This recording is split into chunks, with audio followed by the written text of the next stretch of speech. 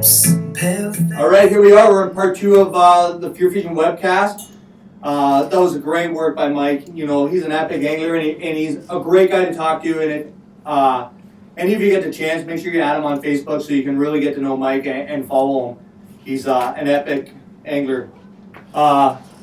Jumping in here, I can't tell you how excited I am to do this next interview with Scott Martin. He's a legend of fishing and certainly one of my heroes, and somebody up here in Canada we've been watching on WFN for years and years. Sure. So let's not mess around and let's just get right to the gold. Let's get Scott on Skype here and get it done.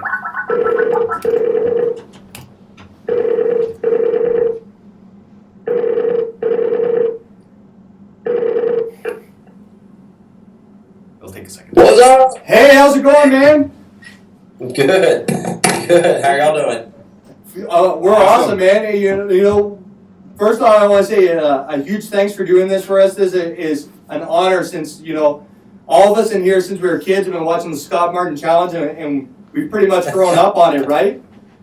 Absolutely, man. That's cool, dude. Thank you. I like all the mounts you got back there. You got big walleye mounted. You got yeah. We don't mess around here. That thing is beside that big wooden thing. Is that like a parrotfish? What is that? Oh, right here. That thing next to you, yeah. That's like a wooden statue that my buddy brought for me from down in the Dominican Republic. I'm not sure what kind of fish it is, but it's pretty cool, eh? That is cool, man. That is cool. We just need you to hit your camera on there, Scott. All right, let me.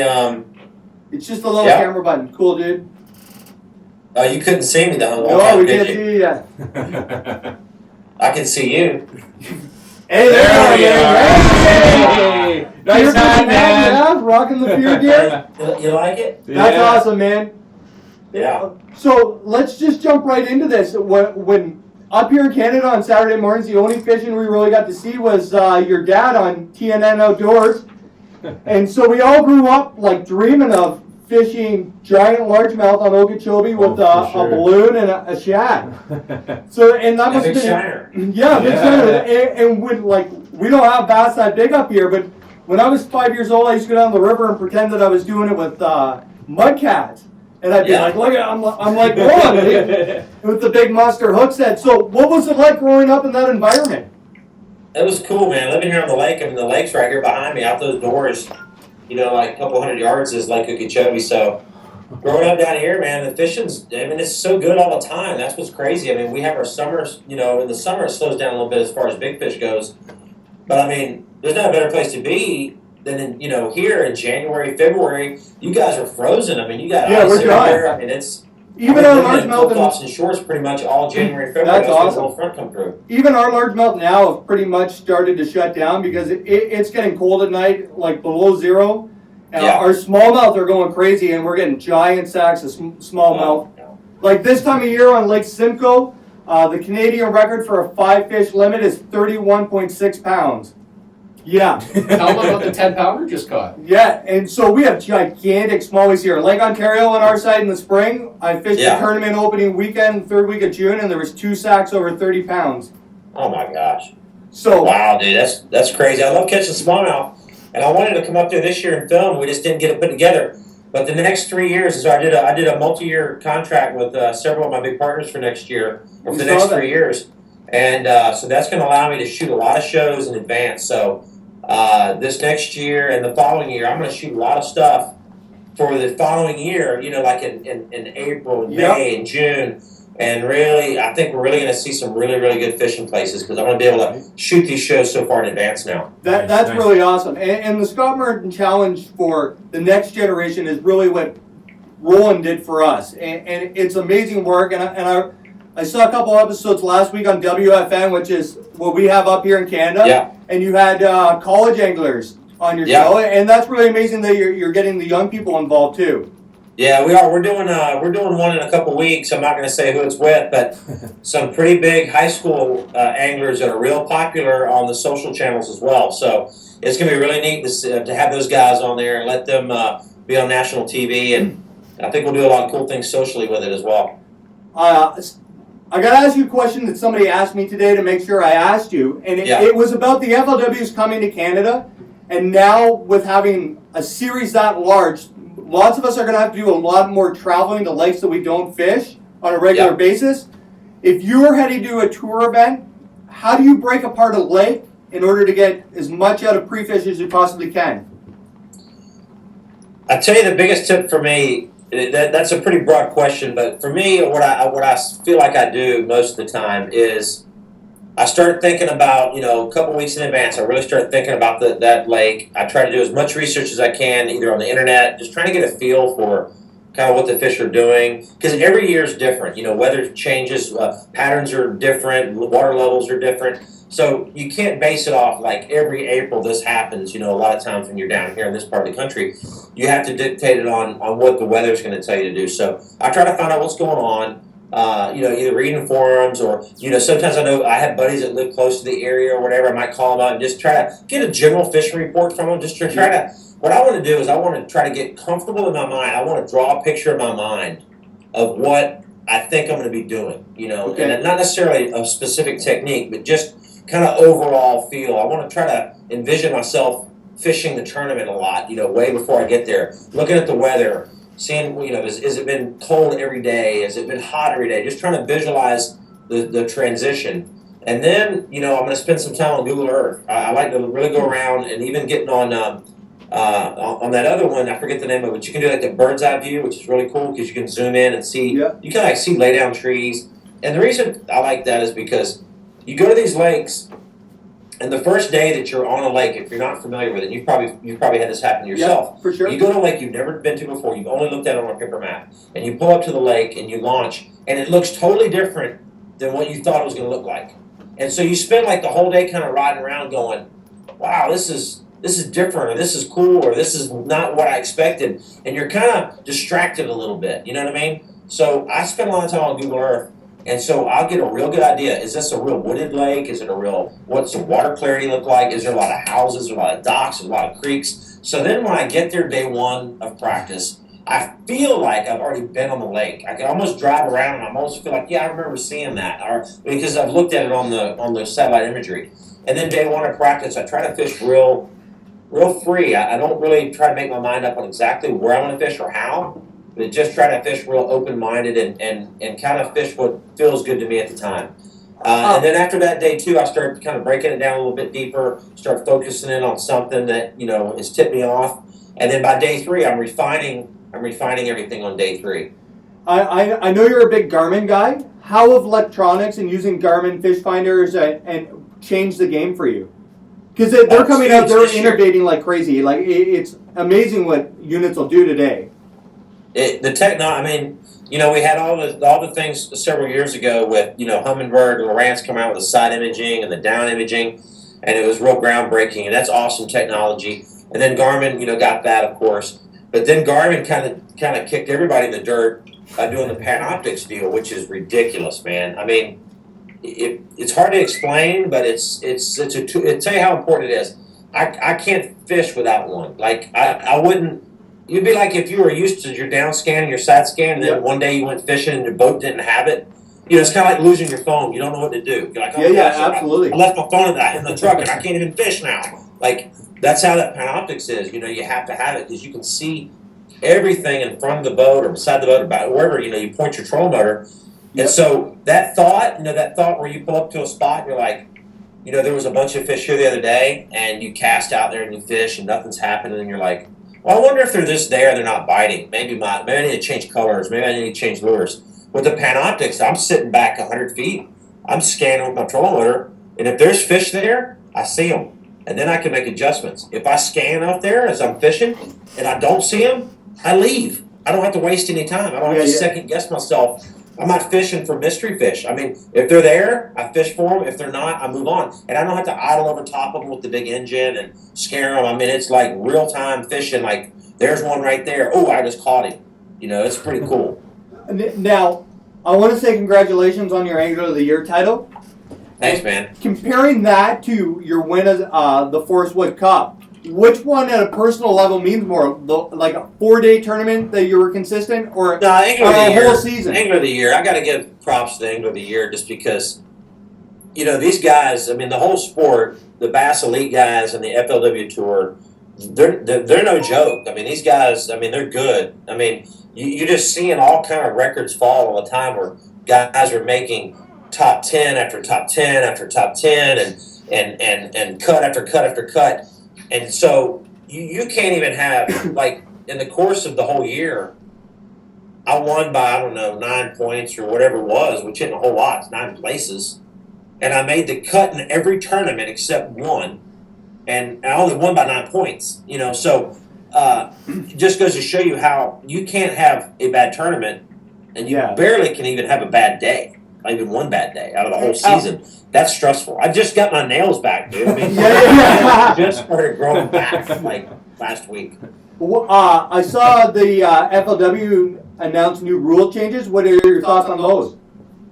Yeah, I think the 2 events in the fall are going to be great, you know. And the neat thing about those is that, you know, I'm a little different than a lot of the anglers because, you know, with the TV show and 4 kids at home and everything else I've got going on, I have to manage my time really well. You know, people ask me all the time, why don't you fish bass and why don't you fish FLW? Why don't you just fish 500 tournaments a year? I just can't. You know, I just don't have the time, and it's not what interests me because it takes away from my family, and that's already cut down quite a bit with everything else I've got going on. So I like the fact that they're in the fall because it gives me something to do. And it gives me a source of income and a way to promote myself on the tournament level in the fall. For example, you know, the Angler of the Year thing ended back at the Forrest Wood Cup, and I've been sitting around since August.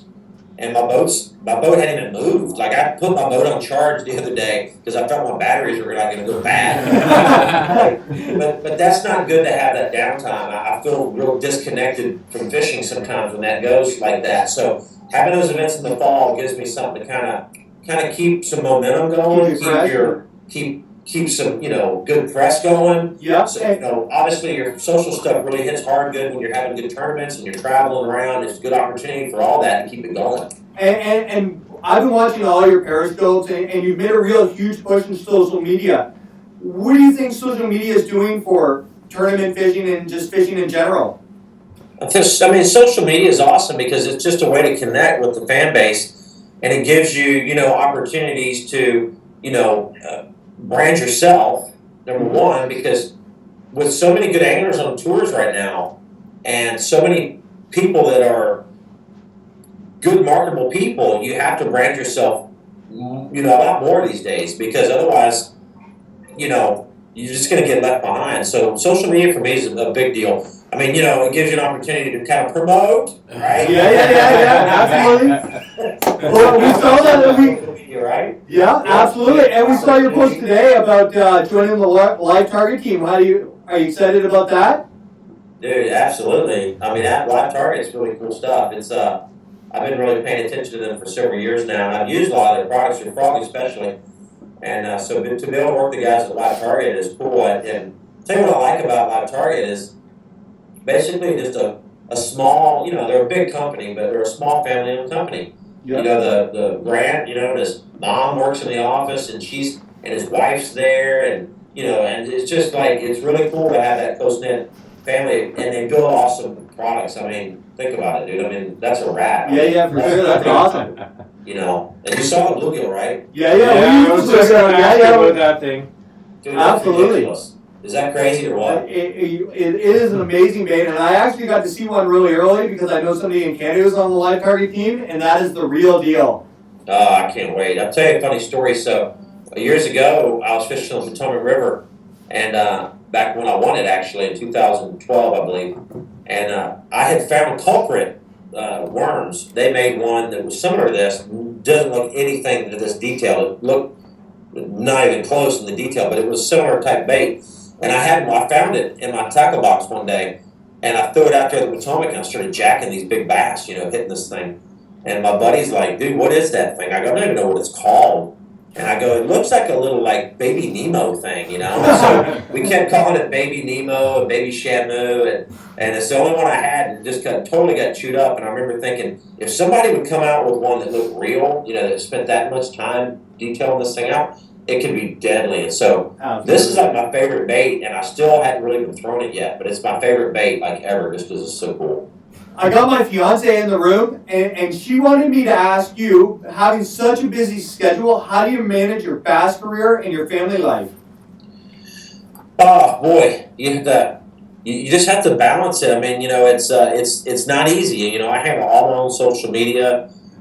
So every post you see on Instagram or Facebook, every like, every comment, every YouTube video that's uploaded, everything I do. That's why most of the words are misspelled. So I'm a good speller, but I'm okay at fishing, right? So, but it does take a lot of time, unfortunately. So, it's just hard. That's why, again, I don't fish more tournaments than I do right now. I just focus on the FLW Tour. That's 6 tournaments plus the championship, and now I'm gonna have 2 in the fall, which is fine. And I just don't want to fish more than that. I would love to fish one of the 2 of the Rayovac series, or maybe some Bass Opens. So that's how I manage my time. I just don't go completely bonkers with tournament after tournament after tournament. I don't fish small events. Okay. I try to just fish the big stuff and hang out with the family in between. That's awesome. I know you're a busy guy, and we're going to let you go here in a second, but the new FearFishing webcast thing is every guest has got to tell their best fishing story. So have at her. My best fishing story. Or the funniest one, or the most memorable, whatever you got. I'll tell you one that I think of all the time just because it was so terrifying. Living here in Lake Okeechobee, there's alligators and snakes and even pythons. I mean, there's all kind of weird stuff here. So, as a young adult, you're worried. Like, you never want to get in the water because you think that alligator's just going to eat you up instantly. And so, and every time you fish here on this lake, like, you can look around pretty much in any direction. You're going to see an alligator at some point. And I remember I was in this old boat. It was an old Astroglass. It was like a 17-foot little fiberglass, one of my first little fishing boats. And me and a buddy were fishing in a tournament, and we're on the front of the boat. We're both on the front of the boat. Now, again, these are not Ranger C520s. I mean, this thing is like very narrow in the front. Yeah. And we're both standing up there, and I think we still had the seat in, so we're real crammed up in the front of the boat. We're throwing rattle traps down the edge of this canal. And we're all amped up, and we're catching them pretty good. And one hit, and I went to move out of the way, and it's a big fish. It jumped. It was like a 5-pounder, and it's jumping. And so he's running to get the net, and I got to step out of the way, and I stepped right out of the boat. I wish we had, GoPro cameras and stuff like that back then, because it would be, like, unbelievable. So I just go right in head first with the rod and reel and the fish. And I, like, literally open my eyes up underwater, and I see, like, garfish swimming by, and I'm in the grass. And I'm freaking out, but I don't want to lose the fish. And I finally crawl up into the boat, hand the rod to my buddy. I'm thinking I'm getting attacked by an alligator. We actually land the fish, 5-pounder. I'm soaking wet with grass and moss all over my hair, shaking. So pretty funny. He's laughing at me. That's awesome. That's an amazing story. And I've never even seen an alligator, so I can't even imagine how terrifying that is. We don't have those up here in Canada. Anyway, Scott, I want to thank you so much for taking the time out of your busy schedule to talk to us. That's absolutely amazing and a dream come true, my man. Yep, for sure. Thanks, guys. Appreciate it. And I want to take a look at that Fear gear, too. All right, man. I appreciate it. I'll be in touch, and awesome. We'll keep staying in touch on Instagram. Yeah, for sure. I'd love to have you back again sometime through the winter when it gets real cold up here. Absolutely. See you guys. Yes, thank you so much. See you, Scott. You're welcome. See you, man. See ya. Wow, there we had Scott Martin. That was crazy intense. Awesome. I can't even imagine what it'd be like to run into an alligator in Lake Okeechobee. Oh, could you imagine hooking into one? Wow, and from time to time on Facebook, you see pictures of guys out there who are got a 4-footer in their boat. Yeah, no, not this guy. So yeah, that is absolutely amazing. And Scott really has some quality advice there on managing your time, right? Yeah, for sure. And if you can't do everything, then you really got to fish the big ones and not burn yourself out. Yep. Yeah. So where are we going for here, boy? Do we got any more questions? I'm working on it. The internet just seems to be On and a little off? slower than normal. Well, we're getting there. One sec. We're what's up with fear fishing? Where are we headed? It's truly amazing to have Scott Martin on the show, and that live target rat, and especially to that bluegill. Oh yeah, That's a changing the game game. changer right there. For Absolutely, Sure. and the way that thing falls and lily pads and stuff is certainly something we haven't seen before. I'm excited to grab one. I want to really try one out on those pads on rice. See what happens. Okay, Okay, go I have ahead. some questions. Here we go. Question time. Where did we leave off? I think it was Keith Thuster was the last one. Scott Chandler, do you prefer mono or floral for jerk baits, and why? Well, I'm going to tell you first. I'm going to use. Game show voice. That's it. And why? I'm going to use 30-pound braided line tied to about a 6-foot piece of about 15-pound fluorocarbon. And I like the braided line because it's easy to manage and it has no stretch, allowing me to work that jerkbait for smallies with not as much effort. If you use mono, like old school, it's got so much stretch to it when you take the consideration of the bend into your rod and the stretch of the mono, your bait's just not working down there like it should. The thing with the fluorocarbon is that it's less stretch than mono, but it still has a little bit of give. So when that big smallie crushes your bait, your rod's going to give some bend and your fluorocarbon's going to be like a shock absorber so you don't break the fish right off or bend hooks. Okay, next one. Andrew Snowden. Yep. What is your favorite all-around go-to bait when fish are inactive? Bubblegum Senkos. Not No like your Senkos. No. You go ahead. You can answer that one, Rich. So when fishing gets tough, Fish are inactive, he says. inactive, I just slow it down. It doesn't really matter to me personally what I'm throwing.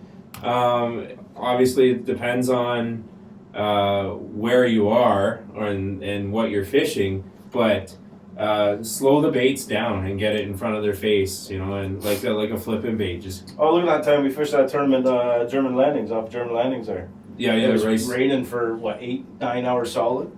And it was slow, really, really slow. Oh yeah, Seymour. Yeah. Yeah, for sure. And it And that was it. Unbelievably slow. And all you was said you were doing was slow it just down. slowing your drop, slowing it down, and fishing every single little hole. Yeah. The guys were missing, all I did was catch pike all day. Yep. But the guys were missing fish. you just slowed it down, right? Yep. All right, let's jump into the rule changes in the FLW in the States.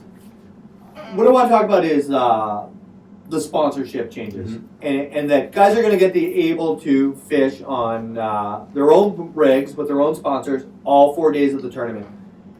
My question to you guys is, do you think this is going to open the door for Bass Elite guys to come to FLW, or is it just going to remain the same? Are guys going to start fishing FLW events because they can run their own boats on day 4 of the tournament? 100%. It gives that sponsor that much more coverage, especially if that guy makes that top 10 cut. I believe it's going to bring in a lot more competition. And it's really important to plug the guys who support you, right? And, Yeah, and for who sure. are supporting fishing. Yeah, for sure, man. I'm running Rich's fishing career. That's right. I'm managing it. Yeah, the net fishing career. The FLW coming to Canada, I think, is going to be a huge thing all the way around. It gets guys a look in. Absolutely. Like A taste of it. I'm not nowhere near as much into it as you guys are. Like, obviously, my thing's the hunting end of things. But even for myself, if I paid my money and I get in before the due date, I can go out and fish against some big name guys and learn a lot of things fishing with these guys or against these guys. It's going to open the doors for a lot more people to take on a bigger challenge. Absolutely. And I'm really a big fan of the 2-day event in Canada. Yeah. Anybody can stumble across one big bag in a 1-day tournament. And there's nothing wrong with 1-day tournaments. And No. next season I'm going to fish top bass, which are 1-day tournaments. But when the FLW comes, an event, it brings the game into managing fish. And, somebody who has a really bad Saturday can make it up with a huge bag on Sunday. And you can have a huge bag on Saturday and blow the whole tournament on Sunday. Yeah. So it brings that more professionalism into fishing and managing fish and determining a 2-day strategy where you really need to think it out. Not so much just show up and, maybe now if it's back-to-back days on rice and they're 2 separate tournaments, maybe you go out there and the game plan is to just burn all your fish day 1, cash a check, and day 2 we'll get lucky. But now you really got to manage your fish because you can't cash a check on that plan anymore. Yeah, for sure. Like I said, going back to the regular Joe just showing up and trying to fish it as well, it'll help them because you get the dock talk a lot.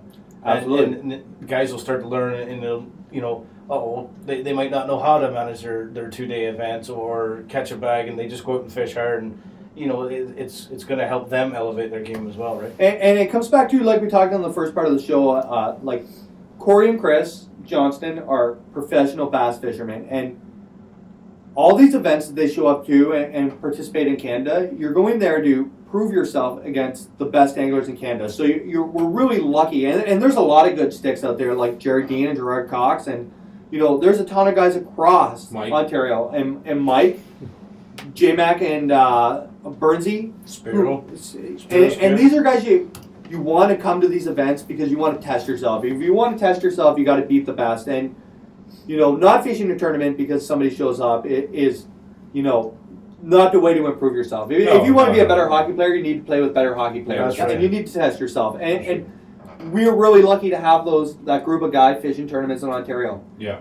Because if you can't beat them here, you're not going to beat them in the States. Yeah. I think with the FLW, it's basically bringing the NHL level of, or you know, baseball level or whatever. I love how everything gets back to hockey. Well, it's Canada, right? Yeah. It's Canada. Well, it's hockey season. And, maybe we should talk Blue Jays. Well, it's like the bottom of the ninth. You know what I mean? Like, it's going to bring that high level of competition that a lot of guys have. And this prize money might bring some of that higher competition, you know, sticks from the States up. Because this is an easy path for them to For sure. the Rayovac Championship and possibly the Forrest Wood Cup. Because down there, you know, you got to go through quite a few more tournaments than you do up here. Oh yeah, you can't go out. It's set up here that if you finish in the top 10 in one event, you get a trip to the FLW Championship at Big Rideau. So you only realistically have to win that once or finish in that top 10. Top 10 and you can make it to the Forrest Wood Cup in the Canadian International Division basically in 3 tournaments. Yep. In which, you know, with the Canadian dollar the way it is, maybe we will see some flood bass boats coming over the lake and you know, bringing their game up here. Because let's face it, these guys in the States have traveled more. Their job is to pick apart lakes, and 5 days on Rice Lake and they'll figure it out. Oh, yeah. What else we got? Where else are we at? Dude. Technical It's that time difficulties in the again? show. Technical difficulties again? Yes. I can't see you guys at home. Where did you guys go? No, let's talk about, you know, fishing in Canada as a whole. It's growing support, but we need to get people out to tournaments. There's a ton of guys. There's a ton of people fishing in Canada, especially in Ontario, because 10 years ago there was 2 fishing stores that I can think of to get any tackle in, excluding the big box stores. Now we have Sail, we got Bass Pro Shops, we got Gagnons, we have Pro J's. You know, we have 2 Bass Pro Shops now, 2 Sails within driving distance here. We have a Cabela. So Pro Advantage in Belleville. Pro Advantage in Belleville, and you know, even Canadian Tire is carrying a bigger selection of good products. So the market here is expanding. We're just not getting people out to weigh-ins and stuff like that. And you know, if anybody at home has any comments about how we can do this, post them in the link below because we'd love to hear from them. But the fishing community is building, and we all need to figure out a way to. I don't really know how to word this, but we'll get people and band people together and get people to weigh in. We need to bring them out. And bring your families, because at these weigh-ins, if you think you've got a 5-pound bass, you'll be blown away how big an actual 5-pound bass is. Oh yeah, you see all these Facebook and Instagram pictures, you know, of people believing they've got a real 5-pounder, and you just wait till you see it might look like I only have a 3-pound bass in some pictures, but they're 2.5 probably. First world problem. 2.5. I think you're right though. If you start to get people to come out and it draws a bigger crowd, you're going to start getting things simple as vendors. Somebody will bring a trailer and start selling something out of it.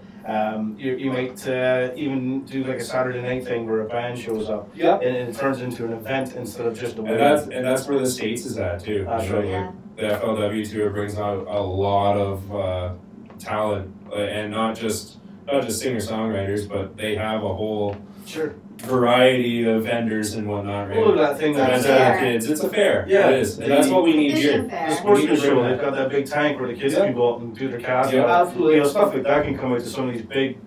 Yeah, they had one at weigh-ins. Daniels that one time that we went. Yeah, for the kids. And it's not only that, but the anglers who participate like in this, and a guy like Mike Williams, who's 4-time in a row Angler of the Year, you know, that guy put a ton of work in, and he really deserves that pat on the back Oh, from for sure.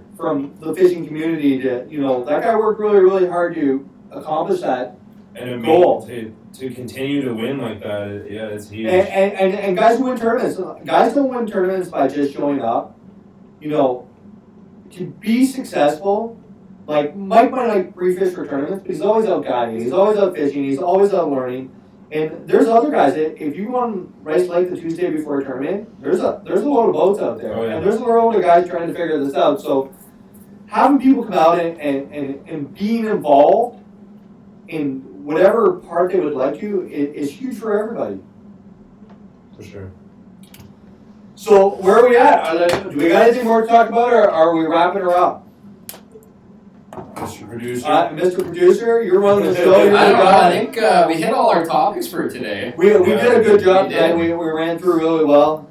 We You know, 2 weeks time, we're going to do this again. We have another huge guest planned. We give have them some two. teasers. We got 2 huge guests planned. It was amazing to have Scott on tonight, and you know, I'm still a little speechless, and I'm not sure what to say. But that was an amazing experience. I promise you, 2 weeks from now, we're gonna have 2 super guests, and we're really gonna rock this. And you know, I want to thank everybody out there for the support for Fear Fishing. You can get the Fear gear at fearfishing.com. Make sure you join us on Facebook on the Fear Fishing page. You can personally add me to my Facebook page, Instagram at fear_fish. Subscribe to our YouTube channel where you can see this. And you know, Don't be afraid to ask questions. that's right. There's no stupid We're always questions. open to questions, comments, anything. Good ones, bad ones, doesn't matter. That's One right. of us is going to answer them. And the biggest thing is that I'm always available, and I love to talk fishing. So if you send me a message on social media, I will make sure that I get back to you. He's not kidding. I'm Uh-huh. working and he's Yeah. calling me. Yeah, for sure. Give us some comments of something that you guys would want to see on this show. It's going to happen every couple of weeks. It's 2 hours. He's a good hunter, that guy. Yeah. No. I'll leave your comment. I'm good at sitting in a tree stand. I'm really good at it. So everybody here at Fear Fishing, I want to thank everybody for watching, and keep an eye on Fear Fishing. There's lots of things happening, and I promise you there's lots of things in the works. See you soon.